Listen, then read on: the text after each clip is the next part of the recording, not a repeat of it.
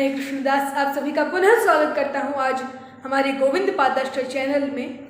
आज हम क्या जानेंगे? आज हम जानेंगे भगवान के नाम की क्या महिमा है, जो कि सबसे महत्वपूर्ण अंग है, जो कि सबसे महत्वपूर्ण विषय है इस कलयुग के लिए। तो आज हम उस विषय को जानेंगे। अजामिल एक वैश्या के पास गए और पतित हो गए, और हरिदास ठाकुर के पास वैश्य आई, वो पतित नहीं हुए। कारण वह भी हम जानेंगे।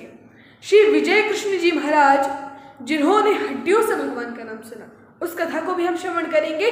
और श्री केशवाचार्य जी महाराज, जिनके हाथ का बना भोजन संत नहीं कर रहे थे और उनके पूरे शरीर पर हरिनाम लिखा हुआ देखा। तो इन सब कथाओं की हम चर्चा करते हैं। और जैसा आपने थंबनेल पे पढ़ा कि एक ऐसा मंत्र जिसे पढ़ने की कोई मर्यादा नहीं है, कोई नियम नहीं है, और वो सब कामनाओं को पूरा करने वाला है। हाँ, आज हम ऐसे मंत्र के विषय में भी जानेंगे, और उस मंत्र का उपदेश किसने किससे किया है वह भी जानेंगे। तो चलिए प्रारंभ करते हैं। श्री विजय कृष्ण जी महाराज। ये विजय कृष्ण जी महाराज कौन है? ये 150 वर्ष पूर्व एक आचार्य थे, जो कि श्री वृंदावन धाम में रहते थे। अब इन्होंने क्या किया है?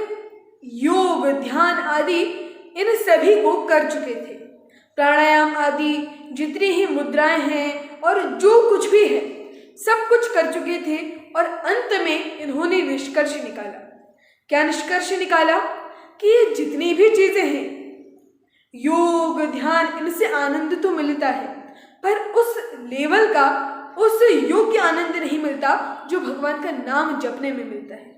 वो भगवान के बड़े ही अच्छे नाम जापक संत थे। तो श्री विजय कृष्ण जी महाराज वो अपने शिष्यों के साथ जा रहे थे। वहाँ पे उन्होंने देखा कि एक स्थान है। उन्होंने कहा अपने शिष्यों से कि इस स्थान को खोदो। जब उस स्थान को खोदा तो हड्डियाँ निकली। उन्होंने कहा इस हड्डी को देखो, इस पे क्या लिखा है। लोगों ने सोचा हड्डियों में भी कहीं कुछ लिखा रहता है। तो लोगों ने देखा, जैसे ही देखा तो उस पे भगवान श्री कृष्ण का नाम लिखा था। श्री कृष्ण, श्री कृष्ण, श्री कृष्ण, श्री कृष्ण, और पूरे हड्डी पे, हर एक कोने कोने पे श्री कृष्ण लिखा। अब लोग इतने आश्चर्यचकित हो गए कि ये कैसे हो सकता है। तब विजय कृष्ण जी महाराज ने बताया, ये एक संत की अस्थियां हैं, ये एक संत की हड्डियां हैं। उन्होंने इतना अधिक नाम जप किया कि उनकी हड्डी हड्डी पे नाम आ गया। जैसे हम कहते हैं, जैसे डॉक्टर लोग कहते हैं कि बुखार तो अब हड्डी तक जा चुका है, अर्थात बहुत अंदर जा चुका है, वैसे ही इन नाम जापक संत ने बहुत ही अच्छे से भगवान का नाम जपा, भगवान को प्राप्त कर लिया। उनकी हड्डी हड्डी पे भगवान का नाम आ गया। तो ऐसे भी दिव्य संत हैं। तो विजय कृष्ण जी महाराज ने देखा, उन्होंने हम सभी को प्रेरणा दी। क्या प्रेरणा दी? कि यदि कोई भगवान का नाम जप करता है तो इतना अधिक वह नाम जप में मिल जाता है। पहली बात तो उन्होंने यह निष्कर्ष निकाला कि नाम जप से बड़ा कुछ नहीं है। यह बात एकदम सही है, नाम जप से बड़ा कोई भी कार्य नहीं है, क्योंकि उन्होंने खुद एक्सपीरियंस किया। उन्होंने योग, ध्यान सब कुछ किया और अंत में निष्कर्ष निकाला। बस कह नहीं दिया जैसे हम कह देते हैं कि नाम सबसे बड़ा है। उन्होंने अनुभव किया और उसके बाद कहा। इसीलिए हमें संतों और आचार्यों की बात माननी चाहिए। फिर दूसरी कथा है श्री केशवाचार्य जी महाराज की।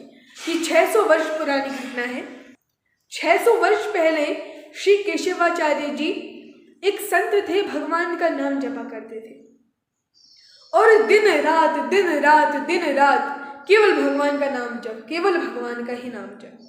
तो इतने लिप्त थे भगवान के नाम में। हम लोग लिप्त रहते हैं काम वासनाओं में, भोगों में, ऐश्वर्यों में, धन धान्य में, और वो किस में लिप्त थे? भगवान के प्रिय नाम में। भगवान का जो आकार है, भगवदाकार, उनके नाम में। क्योंकि नाम और नामी में भेद नहीं है। जैसे यह संसार है, इसमें यदि किसी का नाम है सुंदर, तो आवश्यक नहीं है कि वह सुंदर हो। ऐसा भी हो सकता है कि वह बिल्कुल सुंदर ना हो, एकदम कुरूप हो और उसका नाम सुंदर हो। तो नाम और नामी में भेद हुआ, पर भगवान के नाम और भगवान में भेद नहीं है। रामचरितमानस और जितने भी ग्रंथ आदि हैं, मुख्यतः श्रीमद् भागवतम, श्रीमद् भगवत गीता, इनमें भी नाम की महिमा बताई गई है। श्रीमद् भागवत में कहा गया है कि सतयुग में भगवान का ध्यान करने से भगवान की प्राप्ति होती थी, और त्रेता युग में त्रेतायाम यजतो मखई, भगवान के यज्ञ करने से भगवान की प्राप्ति होती थी, भगवान प्रकट होते थे। और द्वापरे परिचर्यायाम, द्वापर युग में भगवान की अर्चना पूजा करने से, और कलौ तत् हरि कीर्तनात्, कलयुग में मात्र भगवान के नाम से ही सब कुछ प्राप्त होने वाला है। तो यह बात पक्की हो गई कि भगवान के नाम से ही कल्याण होगा, और भगवान का नाम हमारे हर समय रक्षा करेगा। उदाहरण, जो अजामिल था, जिस तरह हमने वीडियो के स्टार्टिंग में भी सुना कि अजामिल पतित हो गया। क्यों? वह भी वेद पाठी ब्राह्मण था, वह भी जो ब्राह्मण नियम करते हैं, वैदिक नियमों का पालन करता था, सब कुछ करता था, पर जब वह वैश्या के पास गया तब उसके मुख में भगवान का नाम नहीं था, इसीलिए पतित हो गया। ये बात अलग है कि जो भक्ति करता है वो हमेशा के लिए कभी पतित नहीं होता, धोखे से पतित हो भी जाए तो वो उठ ही जाता है, पर तब भी वह पतित तो हुआ। पर वहीं पे हरिदास ठाकुर, वे क्या करते हैं, उनके पास वैश्या आई, 3 दिन तक बैठी रही, उन्होंने वैश्या को कन्विंस कर लिया, वैश्या के मन को परिवर्तित कर लिया, पर वो स्वयं नहीं बदले। तो ये होता है नाम का प्रभाव, दोनों ही समान है। ये ब्राह्मण कुल का है, दिन का समय है, तो संभावना है कि दूर रहेगा। वहां पे वो यवन कुल के हैं, मुस्लिम परिवार के हैं, हरिदास ठाकुर, नामाचार्य श्री हरिदास ठाकुर, और यवन कुल के हैं, साथ में रात्रि का समय है। वैश्या सुंदर है, बहुत ही सुंदर है, और उनके पास आई है।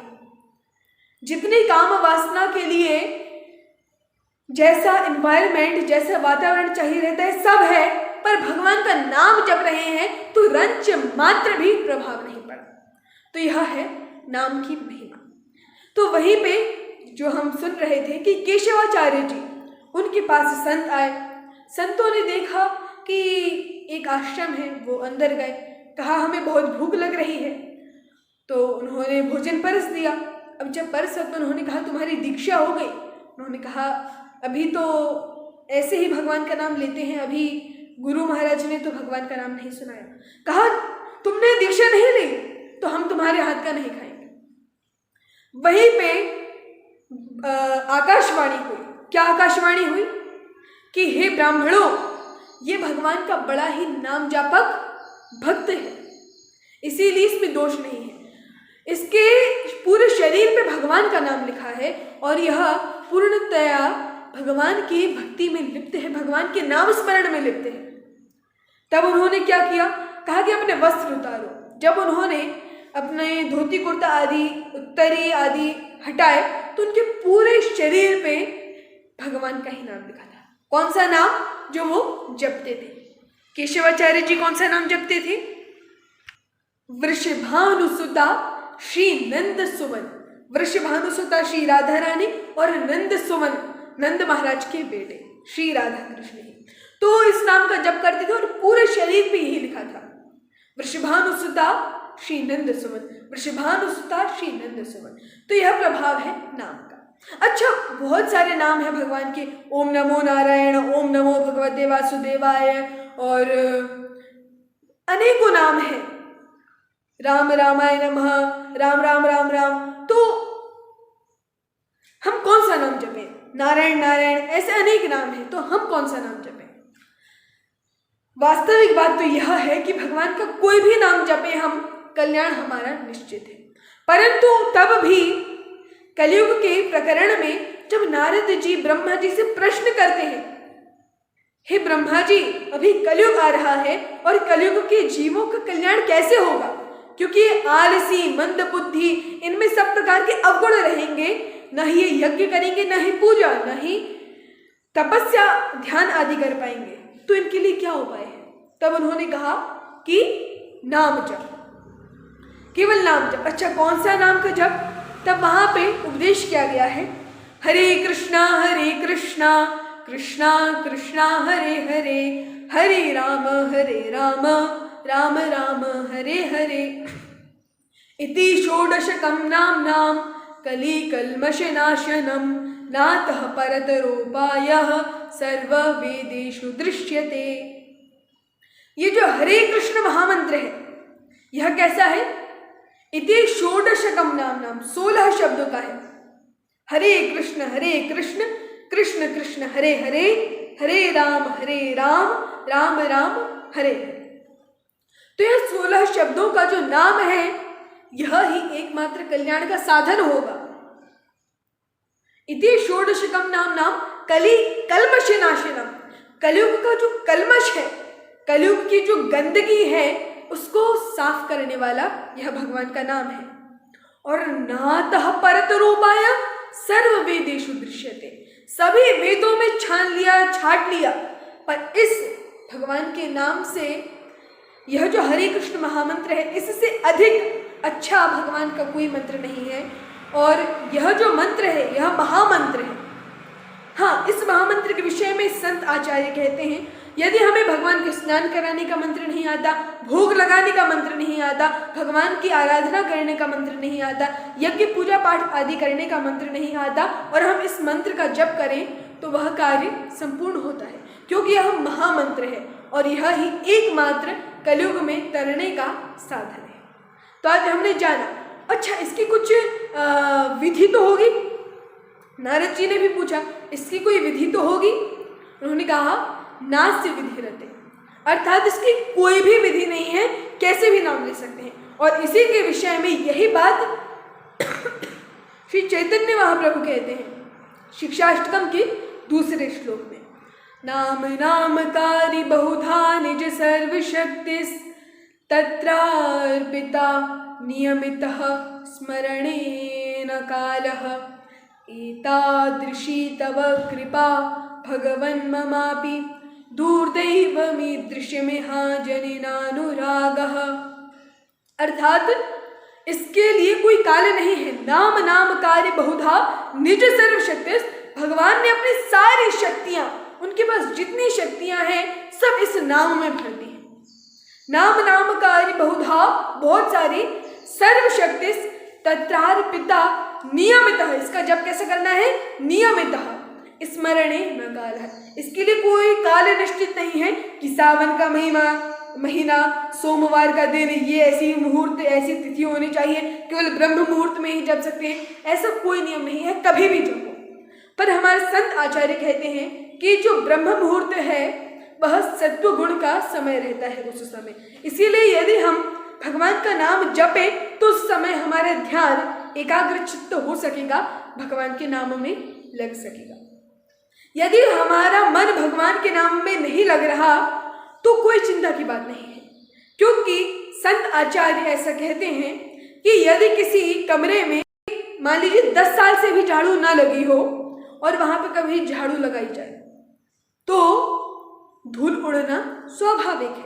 बहुत सारी धूल हो गई होगी और जब हम झाड़ू लगाएंगे तो वो धूल तो उड़ेगी। वैसे ही हमारा हृदय है, जो कहा अभी मैंने कि बहुत रेयर होता है, रेयर कमरों के लिए होगा, पर हमारे मन में हजारों नहीं करोड़ों वर्षों से, करोड़ों जन्मों से कलमश भरा हुआ है, गंदगी भरी हुई है। और जब हम नाम से, भगवान का नाम लेकर उसकी सफाई करेंगे तो क्या होगा? धूल उड़ना स्वाभाविक है। इसीलिए चिंता की कोई बात नहीं है, बस हम भगवान का नाम जपते रहेंगे तो शुद्ध नाम भी आ जाएगा नामाभ्यास के बाद।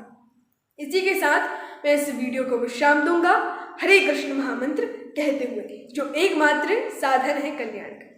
हरे कृष्णा कृष्णा कृष्णा हरे हरे, हरे राम राम राम हरे हरे, हरे कृष्णा।